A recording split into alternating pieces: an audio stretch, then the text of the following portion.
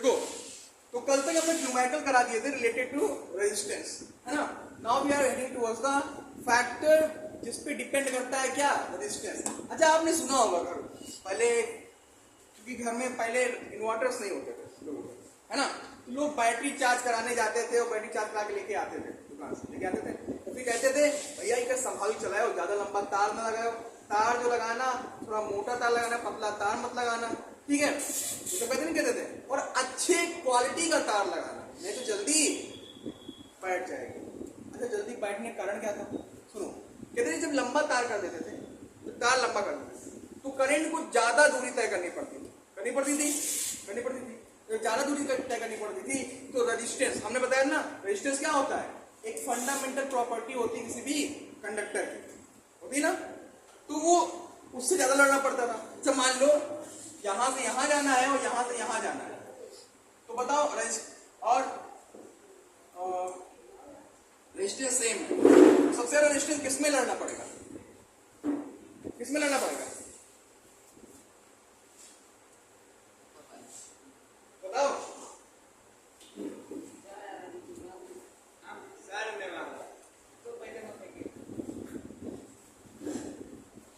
क्या करना पड़ेगा, क्या किस पे रेजिस्टेंस ज्यादा लगेगा, इस वाले तार में, किस वाले में ज्यादा मेहनत इसमें करनी पड़ेगी ना, तो जब बैटरी को ज्यादा मेहनत इसमें करनी पड़ेगी, तो बैटरी सबसे पहले किसमें बैठेगी, इस वाले में, किस वाले में, पुरानी ज्यादा बैठ जाएगी, ठीक है। तो एक कंडीशन ये कि जब तार ज्यादा लंबा हो जाता है तो रेजिस्टेंस क्या हो जाता है, बढ़ जाता है, समझ गए। अब कहते हैं पतला तार मत रखो भैया, नहीं जो होगा वो बैठ जाएगी, इसमें क्या हो गया, देखो जब तार ज्यादा पतला हो गया और एक मोटा तार कर दिया, तो इसमें नंबर ऑफ फ्री इलेक्ट्रॉन क्या होंगे, ज्यादा होंगे, और उसमें नंबर ऑफ फ्री इलेक्ट्रॉन कम होंगे, होंगे ना। चप्पल मारेंगे तुमको। ये वायर जो है हमारा, ये पतला हो गया, मोटा हो गया, तो क्या होगा,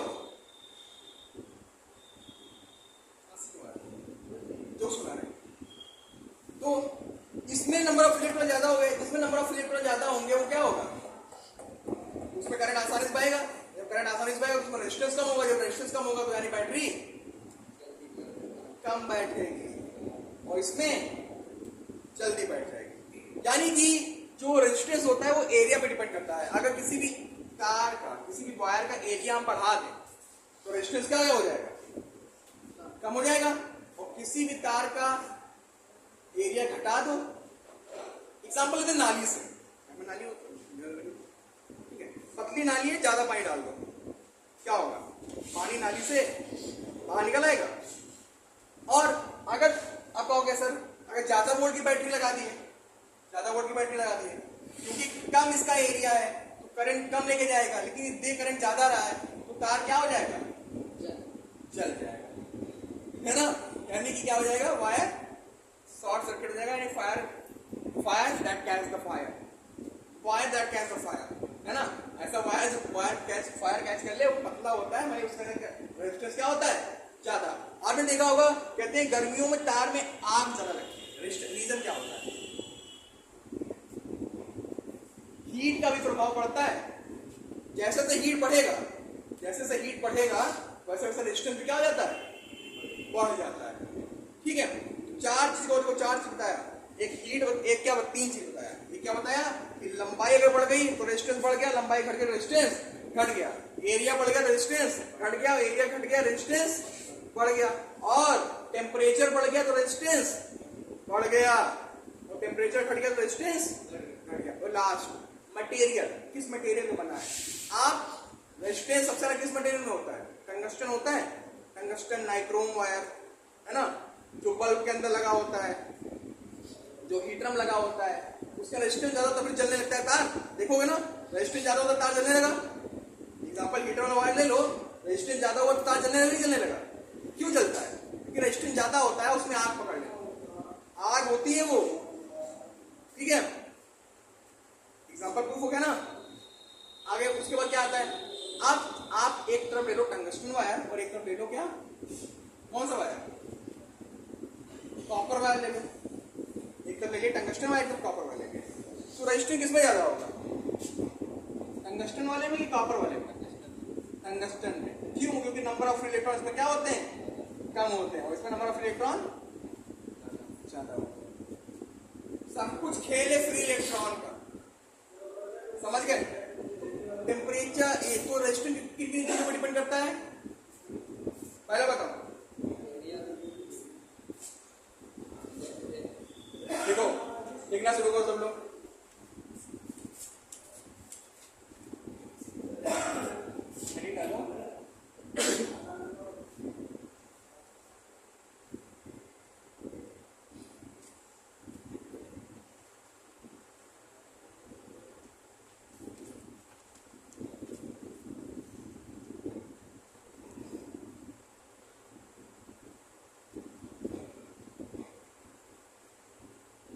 फैक्टर जिसपे क्या डिपेंड करता है, कंडक्टर का रेजिस्टेंस। पहला क्या, लेंथ ऑफ वायर, है ना? मीन्स दैट अगर हम क्या करेंगे, वायर की लेंथ बढ़ा देंगे तो रेजिस्टेंस भी क्या हो जाएगा, बढ़ जाएगा। बढ़े कि नहीं बढ़ेगा? ये लिखना लेंथ ऑफ वायर, मतलब क्या लिखेंगे, क्या ऐसे यहाँ लिखेंगे ना, that is the resistance is directly proportional to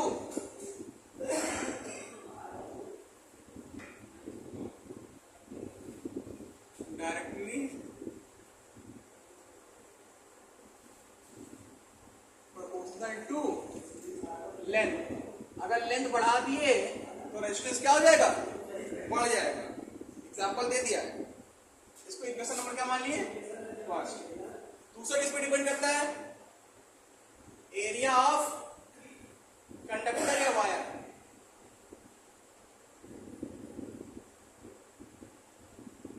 this resistance is inversely proportional to area। कहने का मतलब क्या, रेजिस्टेंस घट जाएगा अगर एरिया बढ़ा दिया जाए, और एरिया अगर बढ़ा घटा दिया जाए तो रेजिस्टेंस क्या हो जाएगा, बढ़ जाएगा। एरिया घटा रेजिस्टेंस बढ़ा, और एरिया बढ़ा रेजिस्टेंस घटा, इसलिए क्या होता है, इनवर्सली प्रोपोर्शनल। समझ गए? समझ रहे हो? ये आराम समझ में। तीसरा किस पर डिपेंड करता है, नेचर ऑफ मटेरियल ऑफ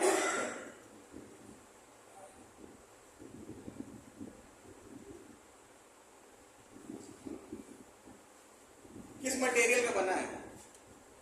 चौथा किस पर डिपेंड करता है, टेम्परेचर।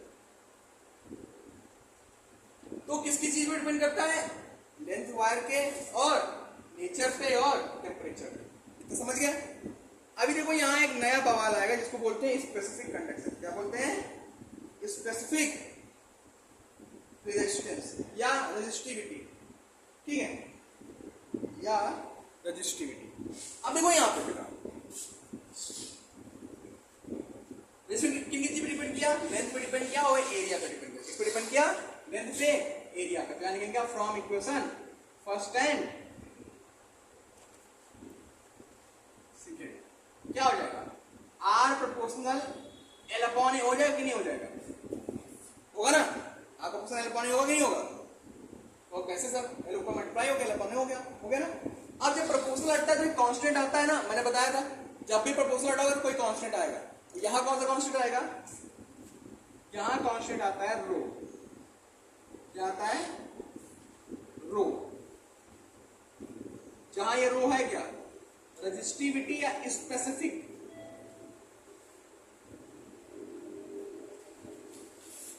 या इसे बोलते हैं स्पेसिफिक रेजिस्टेंस।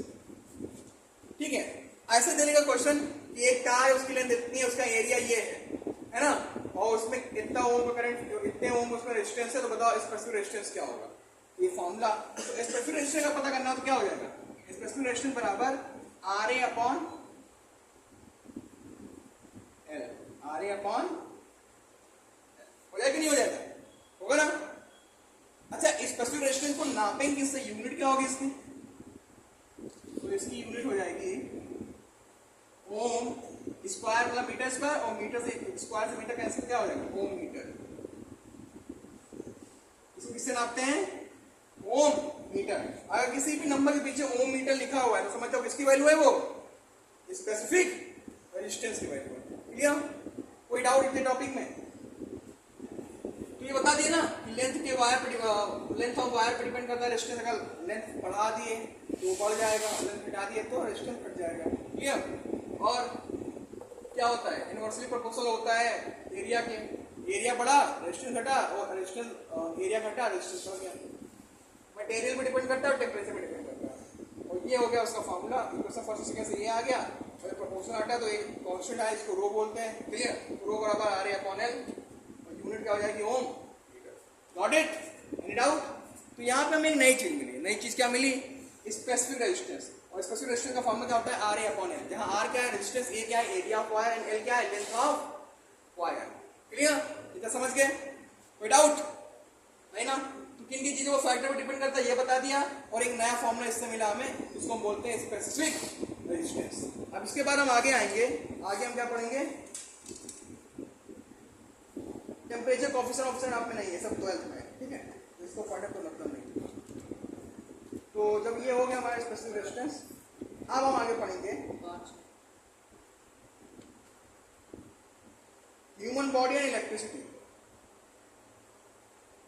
चलो छोड़ो, पहले इतना नोट कर लो, फिर आगे बढ़ाते हैं। अब देखो, अभी जो हमने टॉपिक आपको बताया that is what? Specific resistance. Formula क्या है इसमें? फॉर्मूला कुछ यही है ना,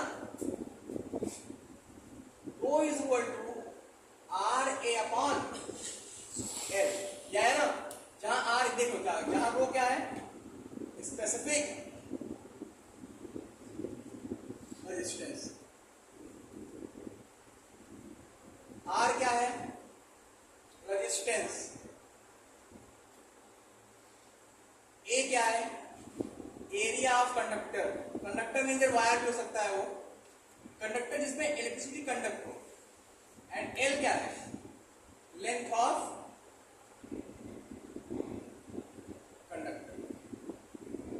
क्वेश्चन कह रहा है कि the resistance of a wire of length 5 metre is 100 ओम।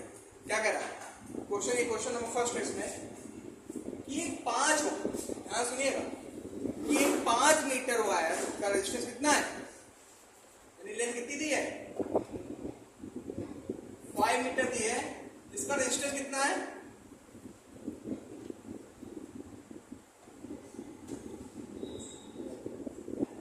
100 ओम। यानी लेंथ क्या हो गया? 5, और आर कितना हो गया? 100 ओम। हो गया ना? अब आगे कह रहा है if the cross area of cross section of the wire is 3 into 10 to the power minus 7 meter square। Last में मीटर स्क्वायर जब भी कहीं दिख जाए तो समझो वो क्या है? ए। एरिया कितना दिया है? 3 into 10 to the power minus 7 metre square. कह रहा है find out the specific resistance. Rho की वैल्यू पूछ रहा है, यानी रो क्या होगा? फॉर्मूला क्या होता है?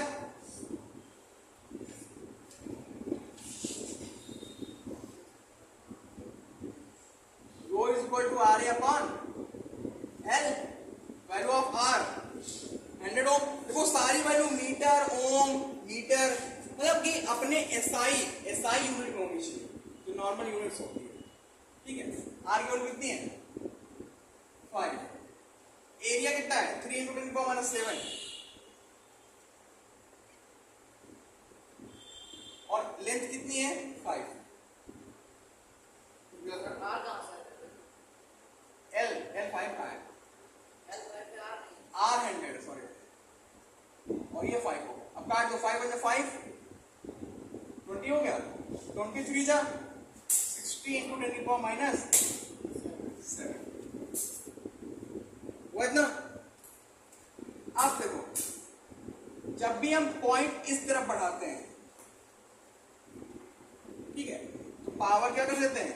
एक पावर बढ़ा देते हैं। जितने पॉइंट दे जाएंगे उतने पावर बढ़ाएंगे। कितना हो जाएगा? 6.0 पावर बढ़ा दिए -6 ओम। इसका यूनिट क्या होता है? ओम मीटर। क्लियर? सिंपल। गलत हो जाता है बेटा, उसे स्टैंडर्ड फॉर्म लिखते हैं। स्टैंडर्ड फॉर्म में लिखना आपने क्लास 8 के मैथ में सीखा होगा। इसे नोट कर लो।